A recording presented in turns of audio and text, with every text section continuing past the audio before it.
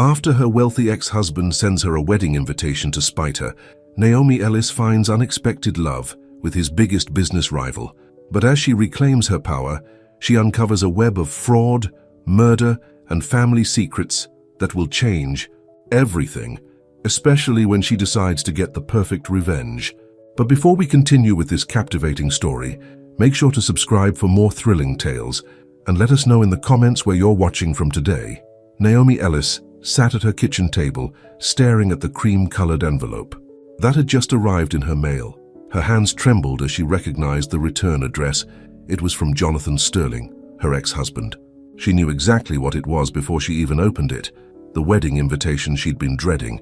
The nerve of that man, she whispered, taking a sip of her morning coffee to steady herself. The invitation was exactly what she expected. Expensive. Paper gold lettering announcing the wedding of Jonathan Sterling to Chloe Bennett, a 25-year-old socialite who was constantly in the society pages. Naomi was 45, and the age difference between Jonathan's new fiancée and herself wasn't lost on her. That was exactly why he'd sent it. The phone rang, startling her out of her thoughts. It was her sister Marie. "Did you get it?" Marie asked without even saying hello.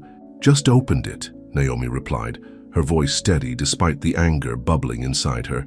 "He actually had the nerve to send it." "That man is pure evil," Marie said, "sending his ex-wife an invitation to his wedding to that child he's marrying. He's doing it just to hurt you." Naomi ran her fingers over the expensive paper. "Of course he is. He wants to show off how well he's doing without me, how he's traded up for a younger model. After everything you did for him," Marie continued. 15 years of marriage, supporting him when he was nothing but a struggling businessman with big dreams. And the minute he makes it big, he decides you're not good enough anymore." Naomi closed her eyes, remembering those early days. She'd been a successful marketing executive when she met Jonathan. She'd used her connections to help him build his tech company from the ground up. She'd worked late nights beside him, attended endless business dinners, helped him polish his image and presentations. And then, once success came, he'd changed. "You know what the worst part is?" Naomi said, getting up to pour more coffee. "He expects me to either not show up and look like I'm hiding, or come alone and look pathetic. Either way, he wins." "Then don't give him what he expects," Marie said firmly. "You're Naomi Ellis. You're beautiful, successful, and stronger than he ever gave you credit for." Just then, Naomi's cell phone buzzed with a text message. It was from Adrian Cole, Jonathan's biggest business rival. They'd met at a charity gala last month and had kept in touch. Adrian had been nothing but respectful and kind, everything Jonathan wasn't. "Marie, I need to call you back," Naomi said suddenly. "I think I just got an idea." She hung up and looked at Adrian's message.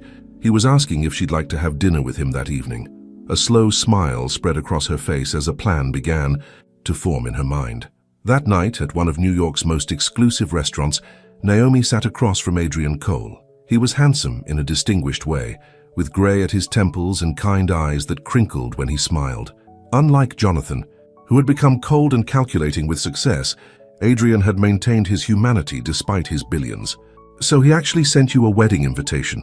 Adrian asked, shaking his head in disbelief after Naomi told him about it. "That's low, even for Jonathan.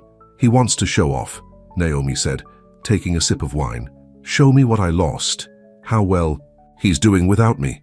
How he's moved on to someone younger, someone he thinks better fits his image now." Adrian studied her face carefully.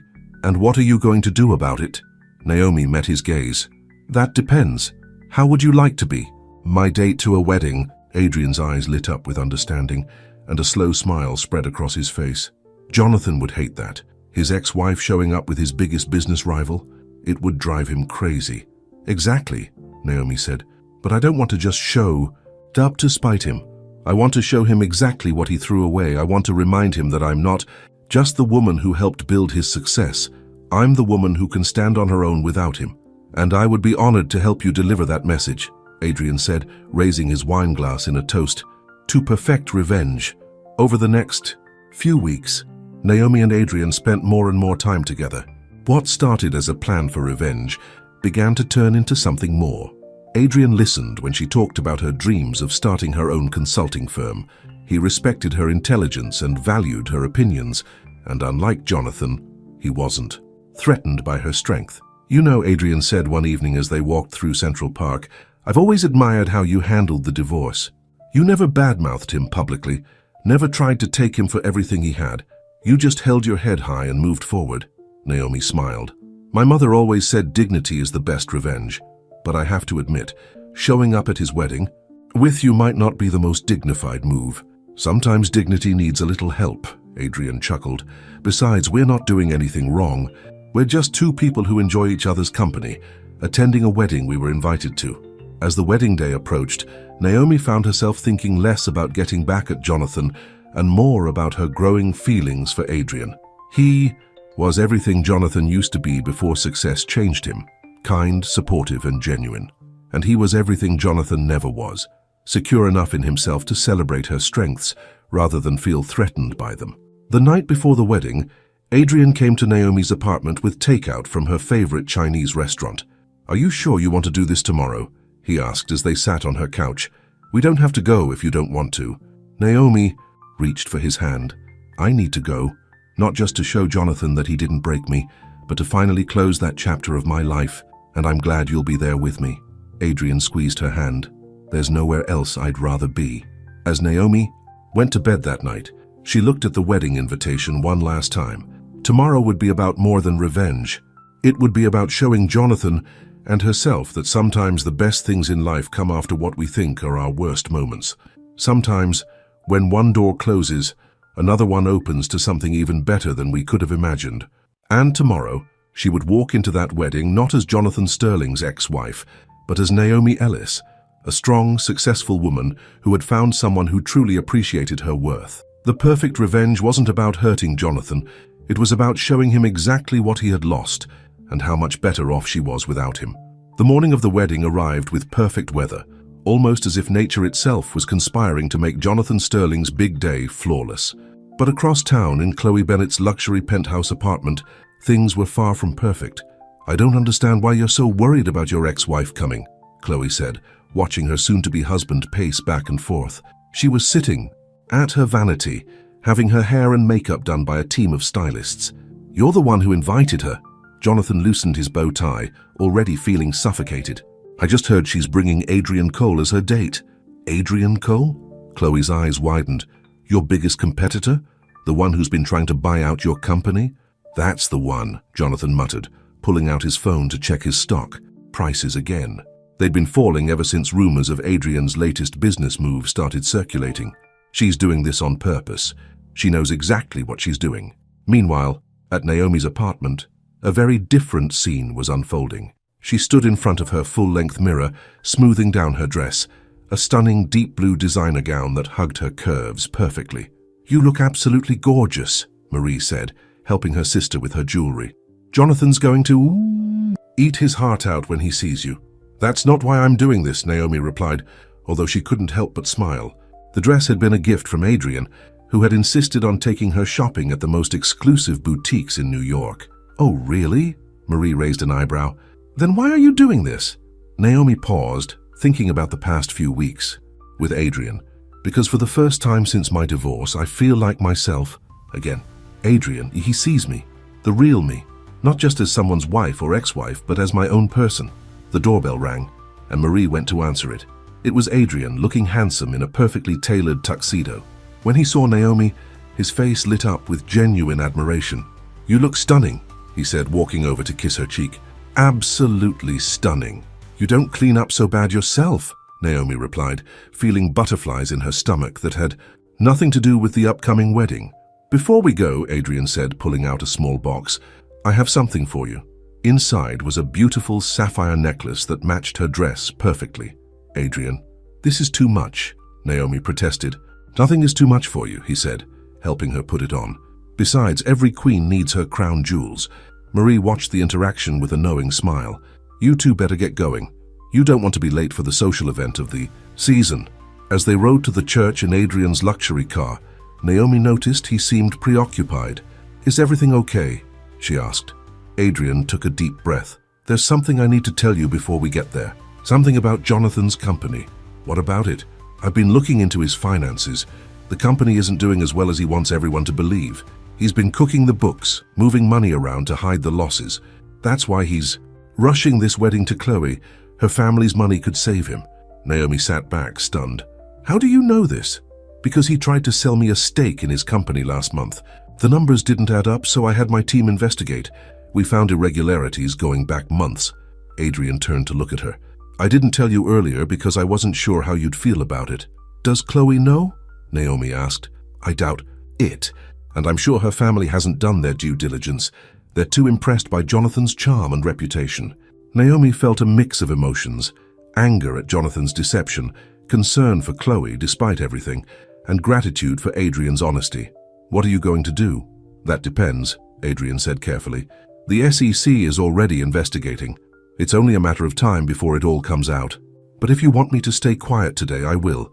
This is your moment, not mine. Naomi reached for his hand. No more secrets. That's what destroyed my marriage to Jonathan. All his lies and deceptions. If you know something, I want to know too. Adrian squeezed her hand. That's one of the things I love about you. Your integrity. The word love hung in the air between them, neither acknowledging it directly but both feeling its weight. Before they could discuss it further, the car pulled up to the church. Photographers lined the entrance, snapping pictures of arriving guests. When Adrian helped Naomi out of the car, the cameras went into a frenzy. They made quite a picture. Adrian Cole, the billionaire businessman, with Jonathan Sterling's ex-wife on his arm. Inside the church, they could feel all eyes on them. Whispers followed them as they made their way to their seats. Naomi held her head high, channeling all, the dignity and grace she possessed. From the front of the church, Jonathan watched their entrance, his face growing darker by the second. Next to him, his best man whispered something, but Jonathan wasn't listening. All he could see was Naomi looking more beautiful than ever, with his worst enemy at her side. In the bridal suite, Chloe was getting her final touches done when her father burst in, waving his phone. Have you seen this? He demanded, showing her a news alert. Sterling Technologies' stock is in freefall. There are rumors of an SEC investigation. Chloe stared at the phone, then at her reflection in the mirror.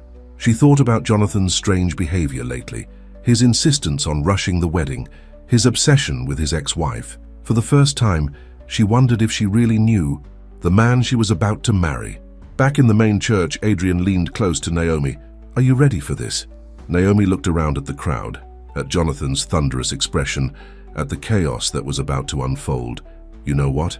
I really am. The wedding march began to play, but this was only the beginning. As the doors opened for the bride's entrance, no one in the church could have predicted how this day would end. Least of all Jonathan Sterling, who was about to learn that karma sometimes arrives wearing a blue dress and carrying a lot of incriminating financial documents. The wedding march played through the church speakers, but Chloe Bennett didn't move from the bridal suite. She sat in her designer wedding dress, staring at her phone as more news alerts kept coming in about Sterling Technologies. Daddy, what should I do? She asked her father, who was pacing the room, making frantic phone calls to his financial advisors. Stay right here, Mr. Bennett said firmly. I'm going to have a word with your future husband. In the main church, the guests were getting restless. The music had played twice now, and there was no sign of the bride. Jonathan kept checking, his phone, his face growing paler by the minute. The whispers among the guests grew louder. Something's wrong, Adrian whispered to Naomi. Look at Jonathan's face.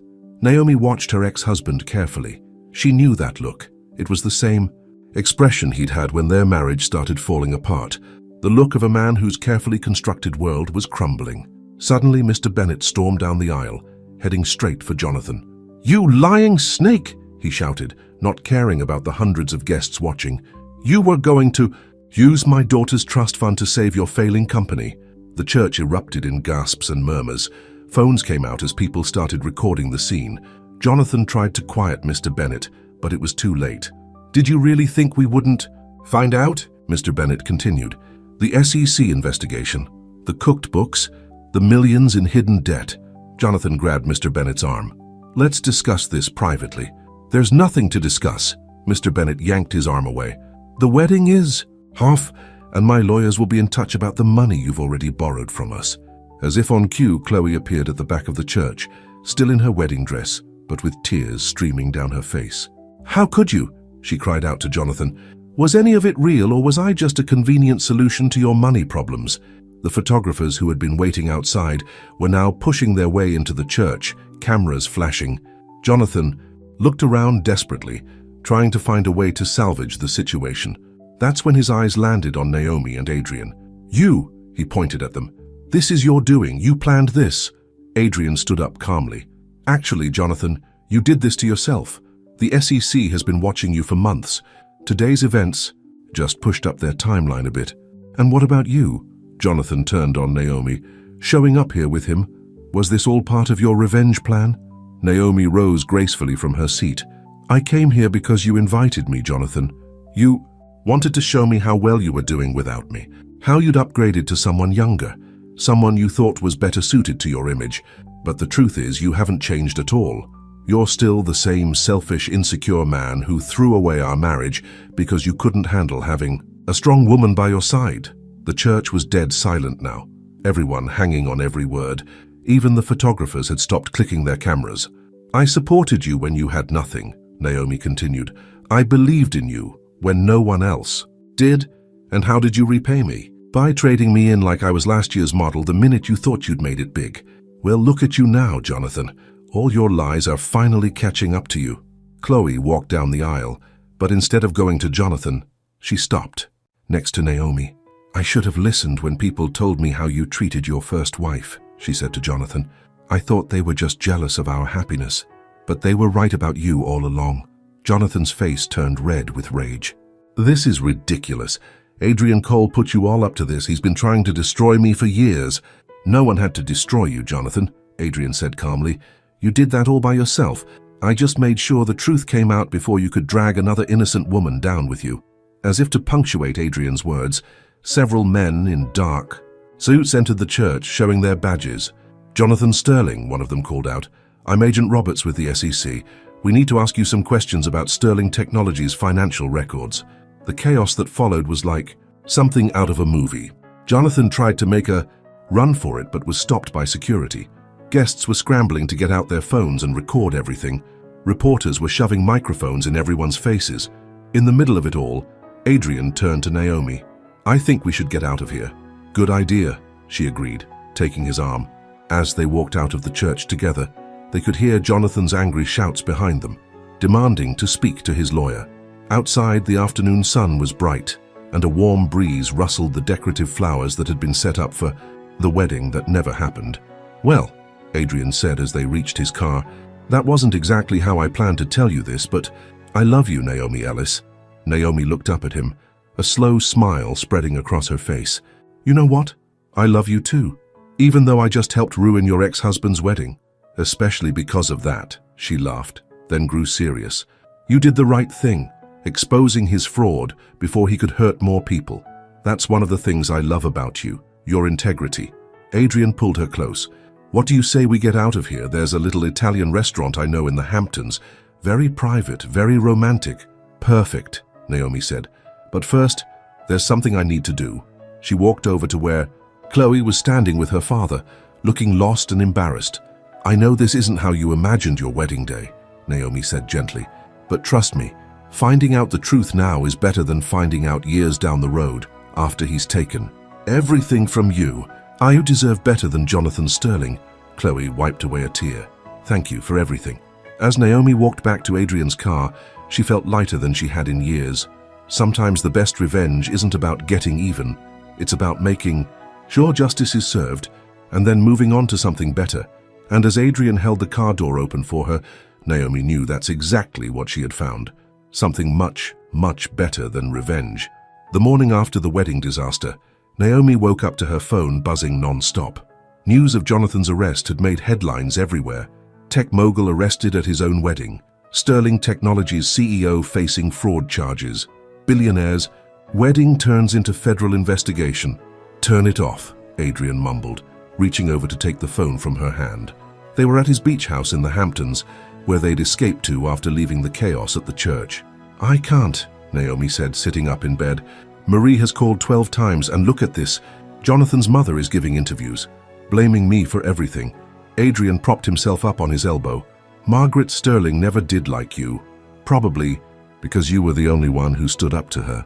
She's saying I orchestrated the whole thing with you to destroy Jonathan." Naomi showed him the article. "That I'm a bitter ex-wife who couldn't stand to see him happy." "We both know that's not true," Adrian said, taking her hand. the SEC, had been investigating Jonathan for months. All we did was make sure the truth came out before he could drag Chloe and her family into his mess. Just then, Naomi's phone rang again. This time it was her lawyer, David Chen. "Naomi," David said when she answered, "we need to talk. Jonathan's lawyers are threatening to sue you and Adrian for corporate espionage and defamation. They're claiming you used insider knowledge from your marriage to help Adrian sabotage Sterling Technologies." "That's ridiculous," Naomi exclaimed. "I haven't had anything to do with that company since the divorce." "I know, but they're desperate. Jonathan's facing serious charges, and they're looking for anyone else to blame. They're also trying to freeze Adrian's recent acquisition attempts, claiming it was all part of a conspiracy." After hanging up, Naomi turned to Adrian with worry in her eyes. "This is getting ugly.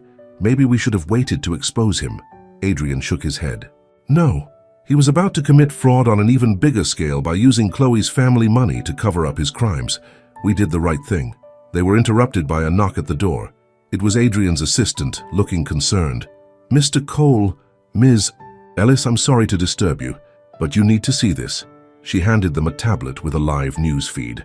On the screen, Margaret Sterling was giving a press conference outside the family's mansion. "My son is the victim of a vindictive ex-wife and her new lover," she was saying. "Naomi Ellis never got over Jonathan choosing someone younger and more suitable. She seduced Adrian Cole, Jonathan's biggest competitor, and together they orchestrated this witch hunt to destroy my son's reputation and his company." "That witch," Naomi muttered, but Adrian was already on the phone with his PR team. "Get me a press conference set up for this afternoon," he ordered, "and call our lawyers. It's time to show the Sterlings what real evidence looks like." Later that day, at Adrian's office in Manhattan, Naomi sat with a team of lawyers reviewing documents. "Look at this," one of them said, pointing to a spreadsheet. "Jonathan started moving money around right after your divorce. He was using your settlement money to cover up losses. Which means," Adrian added, "he was committing fraud even back then." "Naomi, did you ever sign any financial documents during your marriage?" Naomi thought back. "He always handled the business side, but yes, sometimes he'd have me sign things. He said it was just formalities, corporate paperwork." The lawyers exchanged looks. "We need to get copies of everything you signed. If Jonathan used your signature without proper disclosure, that's another federal charge." As they prepared for the press conference, Adrian pulled Naomi aside. "Are you sure you want to do this? Once we go public with everything, there's no going back. The media circus will get even worse." Naomi straightened his tie, a gesture that felt surprisingly natural. "I spent years letting Jonathan make me feel small, like I wasn't good enough. I'm done hiding." The press conference was held in the grand ballroom of Adrian's corporate headquarters. Reporters filled every seat, cameras flashing as Naomi and Adrian took the stage together. "Ladies and gentlemen," Adrian began, "we're here to address the allegations made by the Sterling family. But rather than deal in accusations and emotional appeals, we're going to deal in facts." He proceeded to lay out a detailed timeline of Jonathan's financial fraud, complete with documentation. When he finished, Naomi stepped up to the microphone. "I was married to Jonathan Sterling for 15 years, she said, her voice strong and clear. "During that time, I watched him build his company from nothing. I supported him, believed in him, and yes, I signed documents he asked me to sign. What I didn't know was that he was using my trust to commit fraud." The room was silent as she continued. "I'm not here seeking revenge. I'm here because the truth matters.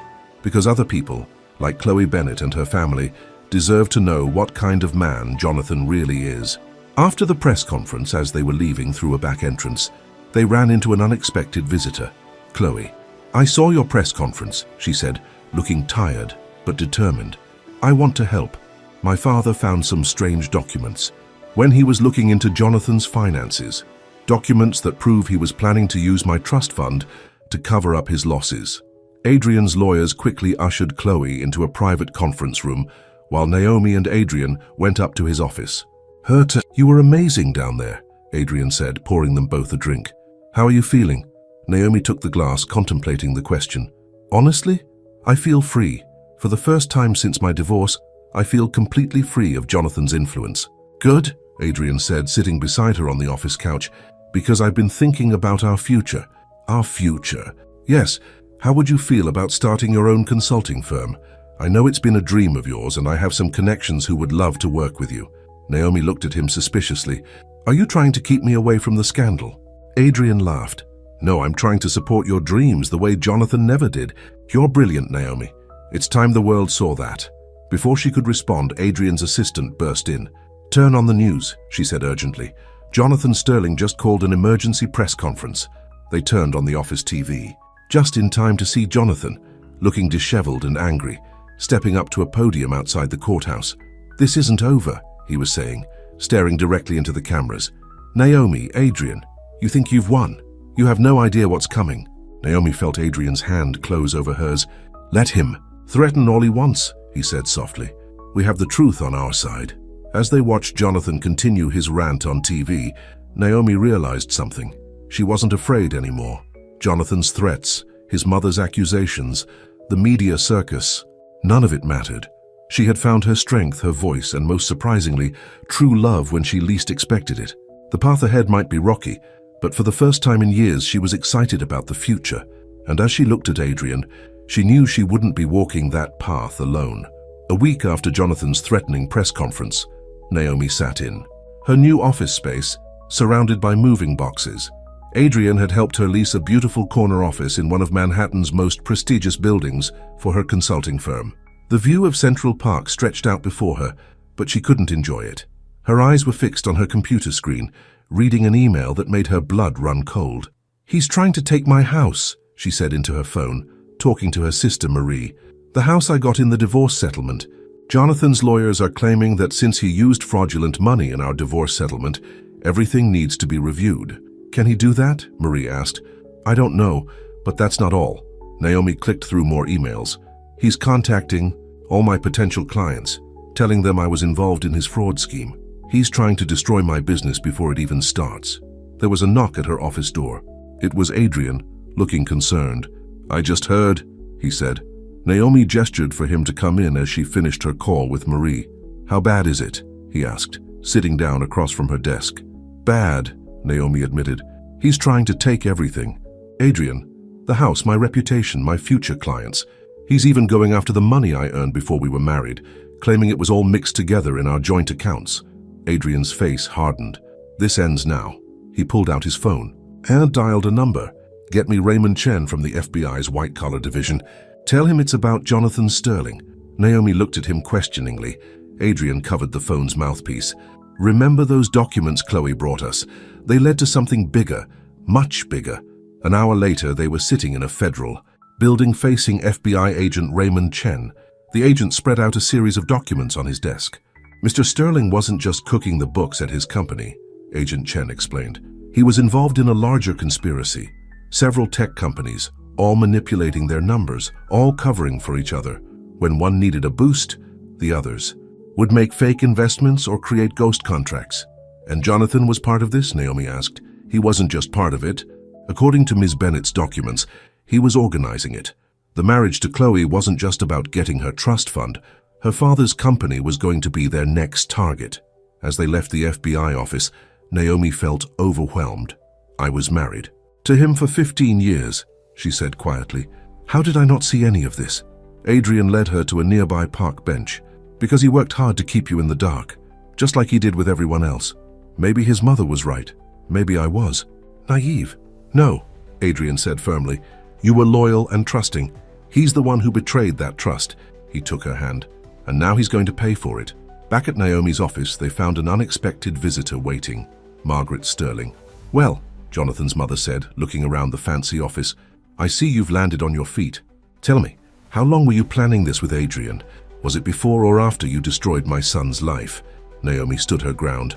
"Margaret, I'm only going to say this once. Your son destroyed his own life. He committed fraud. He betrayed everyone who trusted him, and now he's trying to blame everyone else for his crimes. You never deserved him," Margaret spat. "You were never good enough for our family." "You're right," Naomi replied calmly. "I deserved better. Now, please leave before I call security." After Margaret stormed out, Adrian pulled Naomi into his arms. "Are you okay?" "Actually, I am," Naomi said, surprising herself. "You know what I realized? She can't hurt me anymore. None of them can." Just then, Naomi's assistant rushed in. "Ms. Ellis, you need to see this. It's all over the news." They turned on the office TV to see Jonathan being led out of his company in handcuffs. The headline scrolled across the bottom of the screen. Tech CEO Jonathan Sterling arrested in massive financial conspiracy. The FBI moved fast, Adrian commented. Mr. Sterling, reporters were shouting. Do you have any comment about the allegations? Jonathan looked directly into the cameras. This is a witch hunt. My ex-wife and Adrian Cole orchestrated this whole thing. They're the ones who should be investigated. But his protests were drowned out by more breaking news. Other CEOs were being arrested across the city. The whole conspiracy was unraveling. Naomi's phone started ringing. It was Chloe. I just saw the news, Chloe said. The FBI agent told me my father's statement about Jonathan's plans for our company helped break the case. I wanted to thank you, Naomi. You saved my family from being dragged into this mess. After hanging up, Naomi turned to Adrian. Is it really over? The criminal case is just beginning, Adrian said. But his attempts to hurt you, yes, those are over. His lawyers have bigger problems now than trying to take your house or smear your reputation. Naomi walked to the window looking out at the city. You know what's strange? A part of me feels sorry for him. Adrian came up behind her, wrapping his arms around her waist. That's because you have a good heart. It's one of the many reasons I love you, even with all this drama. Especially with all this drama. He turned her around to face him. Which is why I want to ask you something. Move in with me. Naomi looked surprised. What? I know it's fast, but life is short. And after everything that's happened, I know one thing for certain. I don't want to waste any more time. I love you, Naomi Ellis. Move in with me. Before she could answer, her assistant interrupted again. Ms. Ellis, the FBI is on the phone. They need you to come down to their office. They found something in Jonathan's personal files that they think you should see. Naomi and Adrian exchanged looks. Just when they thought it was over, it seemed there were more surprises in store. Whatever it is, Adrian said, we'll face it together. Naomi squeezed his hand, knowing he was right. The past few weeks had taught her that sometimes the worst moments in life could lead to the best ones. And whatever Jonathan had hidden in those files, she was strong enough to handle it. As they headed to the FBI office, Naomi thought about Adrian's question. Maybe he was right. Maybe it was time to stop letting the past hold her back and start embracing her future.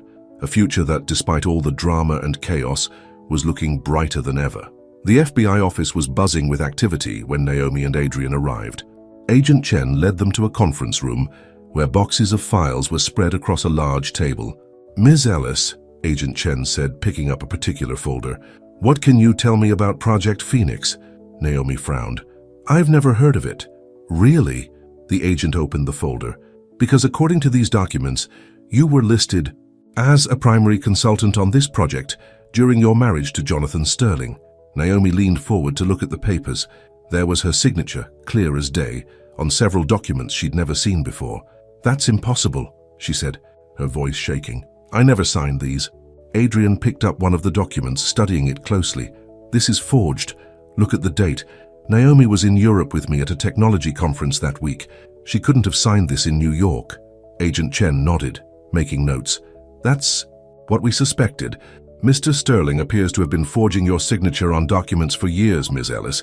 He used your credentials and reputation to legitimize several fraudulent projects. But why? Naomi asked. Why keep using my name after the divorce? Because you had something he didn't, Adrian realized. A spotless reputation in the tech industry. People trusted you. Just then, another agent rushed in with a laptop. Sir, you need to see this. We just decoded Sterling's private emails. On the screen, they saw emails between Jonathan and several board members dating back to before their divorce. One particular message caught Naomi's eye. N is getting suspicious about the overseas accounts. Time to implement Plan B. Remember, she needs to be the one to ask for the divorce. That way, no one will look too closely at the books during the settlement. Naomi felt like she couldn't breathe. He planned it, all of it. The affairs, the public humiliation. He wanted me to leave him. Adrian put his arm around her shoulders. Because if you filed for divorce, you'd want to get it over with quickly. You wouldn't want a long public battle. Which is exactly what happened, Naomi said quietly. I just wanted to get away from him. I didn't even fight for my fair share of the company. Agent Chen closed the laptop. Ms. Ellis, I'm going to be honest with you. These documents show that Mr. Sterling has been using your identity to commit fraud for years. The good news is, We can prove these signatures were forged. The bad news is, we need you to testify against him." "Testify?" Naomi looked at Adrian. "You don't have to decide right now," Agent Chen said. "But if you do testify, it would help ensure he can't hurt anyone else."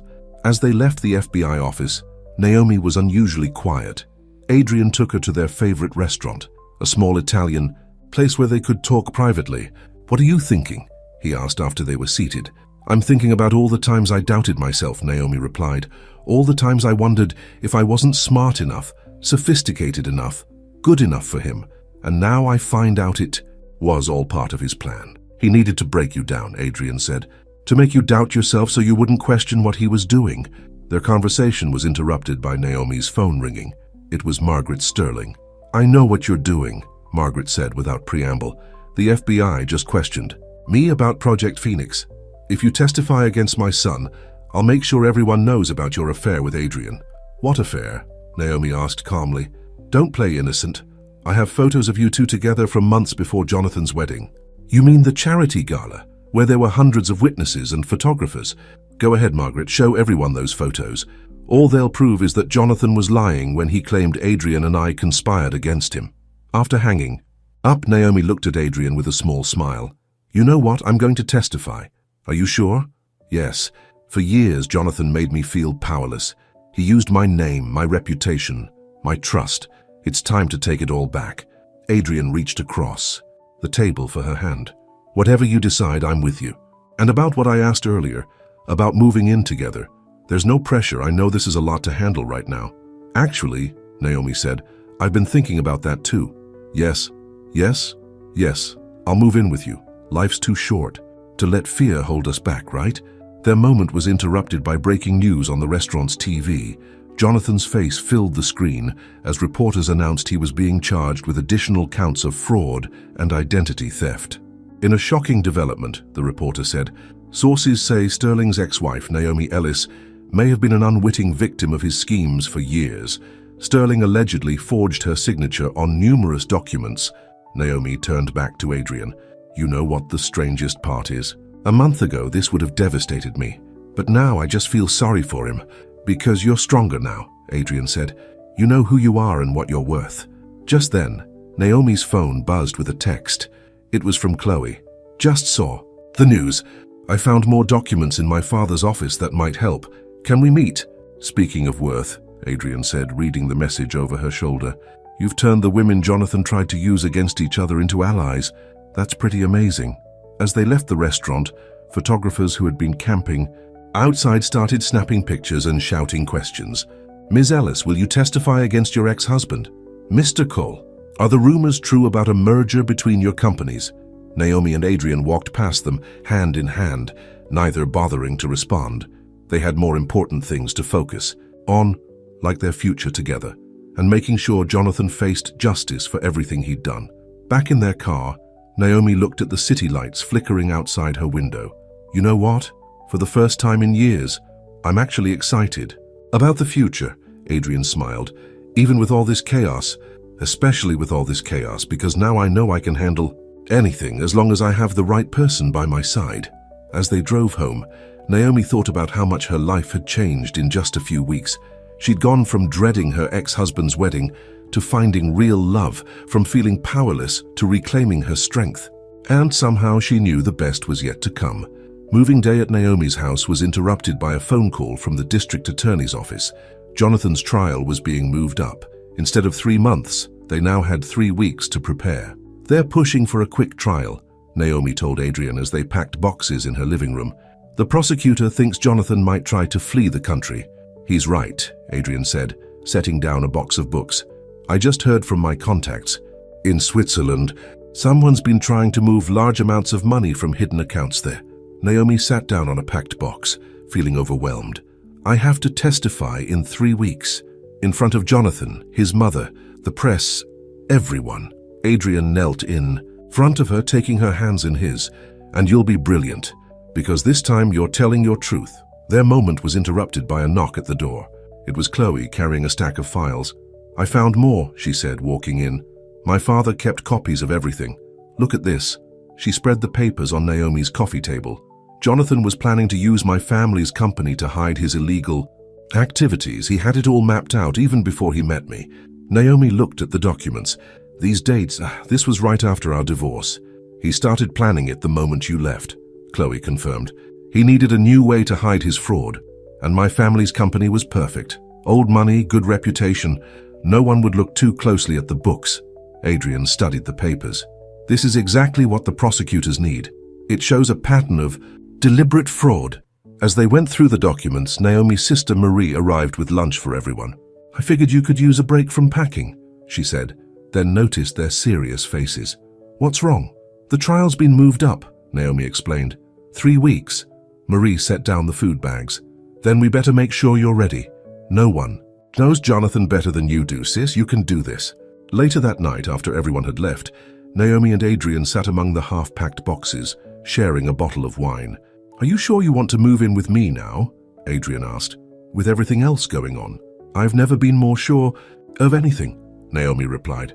I'm done letting Jonathan control my life. Moving in with you, testifying against him. It's all part of moving forward. The next 3 weeks were a whirlwind of preparation. Naomi met with prosecutors, reviewed documents, and packed up her house. But the night before the trial, she couldn't sleep. She found herself in Adrian's home office at 3 a.m., looking at old photos from her marriage to Jonathan. Can't sleep, Adrian asked, appearing in the doorway in his pajamas.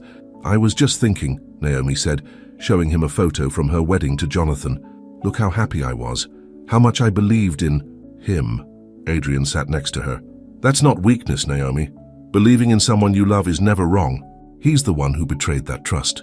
What if I fall apart on the stand tomorrow? What if I can't face him? Then you'll take a deep breath, remember who you are now, and keep going. And I'll be right there in that courtroom, supporting you. The next morning, the courthouse was packed with reporters and spectators. Naomi wore a simple blue suit, the color of strength, Adrian had said. Jonathan was already there when she arrived, sitting with his lawyers. He looked different, thinner, older, his usual confidence replaced by nervous energy. When he saw her, he tried to catch her eye, but Naomi looked straight ahead. Margaret Sterling was there too, sitting directly behind her son, glaring at Naomi. But this time her glare held no power. The prosecutor called Naomi to the stand. As she walked to the witness box, she could feel everyone's eyes on her. Ms. Ellis, the prosecutor began, please tell the court about Project Phoenix. Naomi took a deep breath and looked at Adrian, who gave her an encouraging nod. Project Phoenix was supposedly a legitimate business venture, she began, her voice growing stronger with each word. But I never signed those documents. I never approved those transactions. Jonathan forged my signature, used my reputation to hide his illegal activities. And why would he do that? Because people trusted me. In the tech world, my name meant something. I had spent years building honest relationships, while Jonathan, he was using those relationships to commit fraud. Jonathan's lawyer stood up. Objection, speculation. Sustained, the judge said. The prosecutor held up a document. Ms. Ellis, where were you on March 15th, 2024? I was in Paris at the European Technology Summit. There are hundreds of witnesses, photos, and videos proving I was there. Yet this document, dated March 15th, 2024, bears your signature, a signature supposedly witnessed by a notary in New York. That's correct, I couldn't have signed it. I was on another continent. As the questioning continued, Naomi felt stronger with each answer. She detailed how Jonathan had manipulated their divorce, used her name without her knowledge, and planned to do the same to Chloe's family. During cross-examination, Jonathan's lawyer tried to suggest that Naomi had known about the fraud all along, that she was only testifying now out of revenge. Is it true that you're now in a relationship with Adrian Cole, Mr. Sterling's biggest competitor? Yes, I am, Naomi said firmly, but I met Adrian months after discovering Jonathan's fraud. My testimony today isn't about revenge, it's about the truth. The truth, the lawyer scoffed. Isn't it convenient that you discovered all this fraud right around the time Mr. Sterling was planning to remarry? Naomi looked directly at Jonathan for the first time. No. What's convenient is how my ex-husband planned our divorce to hide his crimes. What's convenient is how he chose Chloe's family as his next victims. The truth isn't convenient. It's necessary. From her seat in the gallery, Chloe nodded slightly, tears in her eyes. After Naomi stepped down, the prosecutor called their next witness, a handwriting expert who could prove the forgeries. but Naomi barely heard it. She sat next to Adrian, who squeezed her hand. "You did it," he whispered.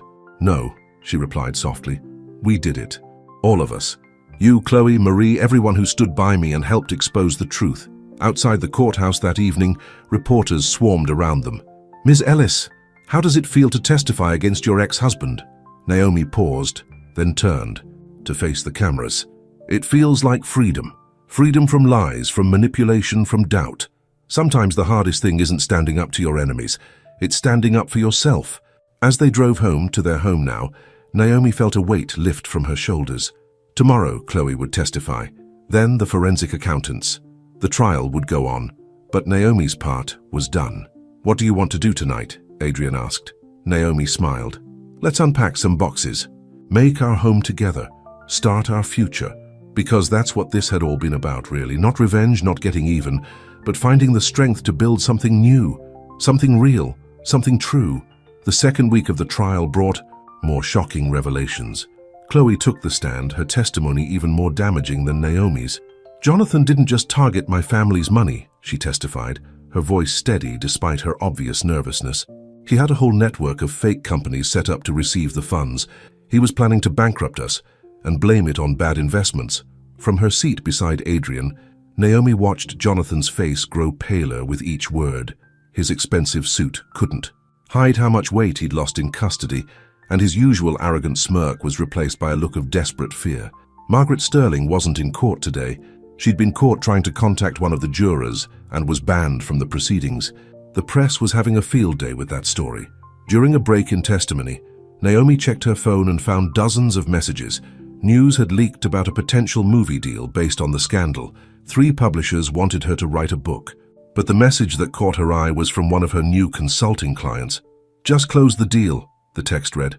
"Your strategy was perfect. When can we discuss the next phase?" Adrian noticed her smile. "Good news. My first big client." "Success," Naomi said. "Turns out there are plenty of companies who want to work with someone known for exposing fraud." Instead of committing it, their conversation was interrupted by commotion in the hallway. Jonathan's lead lawyer was walking out, briefcase in hand. "What's going on?" Naomi asked one of the prosecutors. "Sterling's lawyer just quit," the prosecutor said with a satisfied smile. Apparently, Jonathan was lying to his own defense team. They found out this morning and withdrew from the case. When court resumed, Jonathan sat alone at the defense table with only his junior lawyer, who looked completely overwhelmed. The prosecutor called their star witness, Jonathan's former CFO, who had agreed to testify in exchange for a lighter sentence. "Mr. Sterling didn't just forge his ex-wife's signature," the CFO testified. "He had a whole system in place. Every time we needed to hide illegal transactions, we used shell companies registered in Mrs. Ellis's name. She was our unwitting shield." "And why Mrs. Ellis specifically?" the prosecutor asked. "Because of her reputation. She was respected in the industry. No one would question a company associated with Naomi Ellis." During cross-examination, Jonathan's inexperienced lawyer barely asked any questions. It was clear to everyone that the case was falling apart. That evening, as Naomi and Adrian were leaving the courthouse, they found a surprise visitor waiting by their car, Jonathan's youngest brother, Thomas. "Can we talk?" he asked Naomi. "There's something you need to know." Over dinner, at a quiet restaurant, Thomas revealed even more family secrets. "Jonathan wasn't just stealing from his company," Thomas explained. "He was stealing from our mother too. That's why she's been so desperate to protect him. If he goes down, she loses everything." "But Margaret's always been wealthy," Naomi said, confused. Thomas shook his head. "It's all smoke and mirrors. Jonathan convinced her to invest everything in his schemes years ago. The mansion, the cars, her whole lifestyle. It's all built on fraud. That's why she hates you so much. You're not just threatening Jonathan, you're threatening her whole world. She blames me for exposing the truth instead of blaming Jonathan for committing the crimes," Naomi realized. "Exactly. But here's what you don't know. I found evidence that Jonathan was planning to betray her too. Once he married Chloe and got control of her family's money, he was going to cut Mother off. Completely." Adrian leaned forward. "Do you have proof of this?" Thomas pulled out a USB drive. "Everything's here. Emails, bank transfers, the whole plan. I wanted you to have it before—" He hesitated. "Before what?" Naomi asked. "Mother's planning something. I don't know what, but she's desperate. And desperate people do desperate things. As if on cue, Naomi's phone buzzed with a news alert. Margaret Sterling had called a press conference for the next morning. She's going to try to discredit you publicly, Thomas warned. She's been gathering dirt on you and Adrian for weeks. She doesn't care if the evidence against Jonathan is true. She just wants to destroy your credibility before the jury reaches a verdict. Adrian took Naomi's hand. Let her try, we have nothing to hide. Maybe not, Thomas said, but Mother's very good at making nothing look like something. She's had years of practice helping Jonathan hide his crimes. Back at their apartment, Naomi and Adrian reviewed the files Thomas had given them. They revealed not just Jonathan's betrayal of his mother, but years of family manipulation and lies. Look at this, Adrian said, pointing to an email. He was gaslighting his own mother, making her think she was losing her memory when she questioned where her money was going. Just like he did to me, Naomi said quietly, making me doubt myself, my judgment, my worth. Their discussion was interrupted by a call from Chloe. Turn on the news, she said urgently. Jonathan just tried to flee the country. They caught him at the airport with fake passports and $2 million in cash. The late-night news showed footage of Jonathan being led back to jail in handcuffs, his expensive suit wrinkled, his carefully maintained image completely shattered. We found these in his possession, the FBI agent announced, holding up passports with Jonathan's picture but different names, along with evidence that he was planning to flee to a country with no extradition treaty. Naomi watched the footage, feeling strangely empty. This man had once been her husband, someone she had loved and trusted completely. Now he was being led away in handcuffs, revealed to the world as a criminal and a fraud.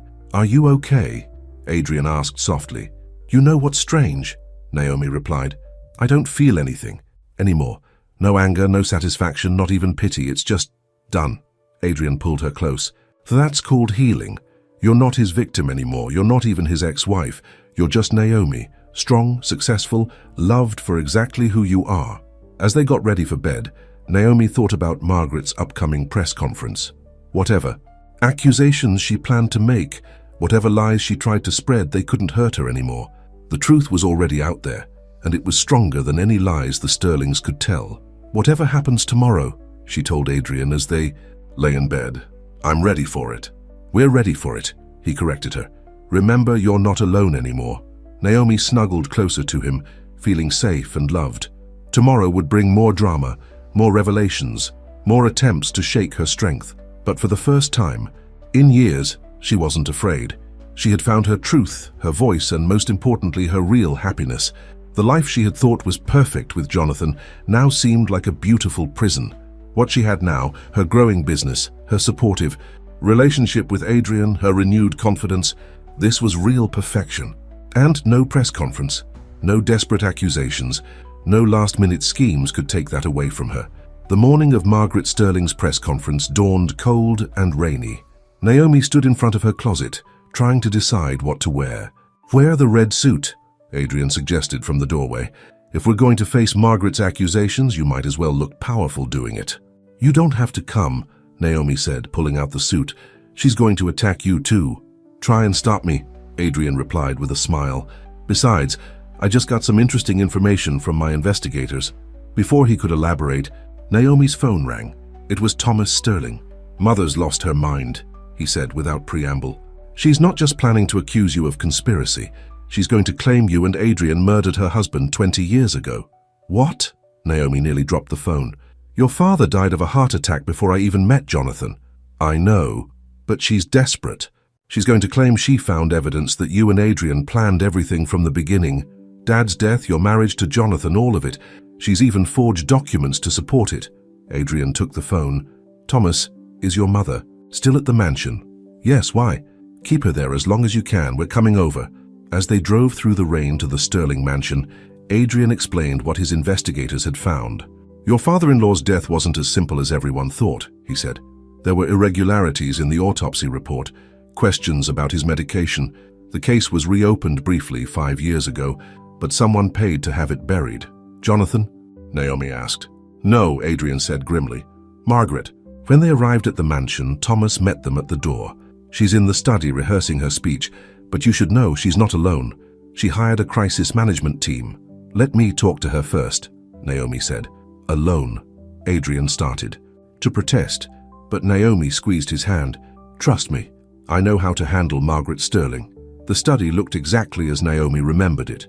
Dark wood paneling, leather chairs, and Margaret holding court behind the massive desk that had once belonged to her husband. "Well, well," Margaret said, looking up from her papers, "come to beg me not to destroy you." "Actually," Naomi replied calmly, "I came to show you these." She placed a folder on the desk. "Your husband's real autopsy report, the one that shows he was being poisoned, the one that has your fingerprints all over it." Margaret's face went pale. "Where did you get that?" "The same place I got these." Naomi placed another folder down. "Bank records showing you've been embezzling from your own family's foundation for decades, long before Jonathan started his schemes. You're bluffing." "Am I?" Naomi sat down across from her former mother-in-law. "You taught Jonathan everything. He knows about fraud, didn't you? But he learned from the best. You've been doing this since before he was born." Margaret's carefully maintained composure cracked. "You don't understand. Charles was going to leave me for his secretary. I would have lost everything. So you killed him, then used Jonathan to build an even bigger fortune through fraud." "I did it for my children." "No," Naomi said softly. "You did it for yourself. Just like you're trying to destroy me now to save yourself." Tears began to run down Margaret's perfectly made-up face. "What do you want? Call off the press conference. Confess to your crimes. And maybe, just maybe, Thomas and your other children will still visit you in prison." "Prison?" Margaret laughed bitterly. "I'm 70 years old. Should have thought of that before you committed murder." Just then, Adrian and Thomas entered the study with 2 FBI agents. "Mrs. Sterling," one of the agents said, "we need you to come with us." As the agents led Margaret away, she turned to Naomi one last time. "I underestimated you. We all did." "Yes," Naomi agreed. "You did." Back in their car, Adrian turned to Naomi. "How did you know she'd confess?" "Because I know Margaret Sterling. Her whole life has been about maintaining the perfect image, the thought of her crimes being exposed, of everyone knowing what she really is. That was worse than prison." They drove to the courthouse in silence, arriving just as the jury was returning with their verdict in Jonathan's trial. The courtroom was packed. Chloe sat with her father in the front row. Thomas and his siblings huddled together, still processing the news about their mother. And Jonathan, looking smaller than ever, sat at the defense table alone. "In the matter of the United States versus Jonathan Sterling," the jury foreman read, "on the charge of fraud in the first degree, we find the defendant guilty." As the foreman continued reading the verdicts, guilty on all counts, Naomi felt Adrian's hand slip into hers. "How do you feel?" he whispered. Naomi watched as Jonathan was led away in handcuffs, thinking about everything that had brought them to this moment. The wedding invitation that was meant to hurt her but instead had set her free. The man beside her who had helped her find her strength. The truth that had finally come to light. "I feel like it's finally over," she said. "Really over." Outside the courthouse, reporters shouted questions about Margaret's arrest, about Jonathan's conviction, about what would happen to Sterling Technologies. But Naomi and Adrian walked past them all, heading toward their car and their future. They had a home to finish decorating, a business to build, and a life to live together. "You know what's funny?" Naomi said as they drove home. "Jonathan sent me that wedding invitation thinking it would be the final blow to my happiness. Instead, it was the beginning of everything good in my life." Adrian smiled. "Sometimes the things meant to break us end up making us stronger." As they pulled into their driveway, Naomi looked at the home they now shared. Through the windows, she could see the boxes they still needed to unpack, the life they were building together. "Ready to go in?" Adrian asked. Naomi looked at him. This man who had helped her find justice, who loved her strength instead of fearing it, who had shown her what real partnership meant. "Ready for anything," she replied, because she was. The Sterling's perfect facade had crumbled, revealing the rot beneath. But Naomi had built something real, something true, and that was better than perfect any day. 1 year later, Naomi stood in front of the mirror in her office, adjusting her dress before the biggest presentation of her career. Her consulting firm had grown from a single client to become one of the most respected names in corporate ethics and fraud prevention. "Ready?" Adrian asked, appearing in her doorway with 2 cups of coffee. "Almost," she replied, taking one of the cups. "Did you see the morning news?" They both knew what she was talking about. Jonathan Sterling had been sentenced to 20 years in prison. and Margaret Sterling had finally pleaded guilty to her husband's murder. The Sterling family saga was front-page news again. "Thomas called," Adrian said. "He and his siblings are selling the mansion. They're using the money to repay everyone their mother and Jonathan stole from." Naomi nodded, thinking about how much had changed in just 1 year. The Sterling empire had crumbled, but from its ashes, something better had grown. Her phone buzzed with a text from Chloe. "Guess who just got engaged? He's a kindergarten teacher, the complete opposite of Jonathan." "Good for her," Naomi smiled, showing Adrian the message.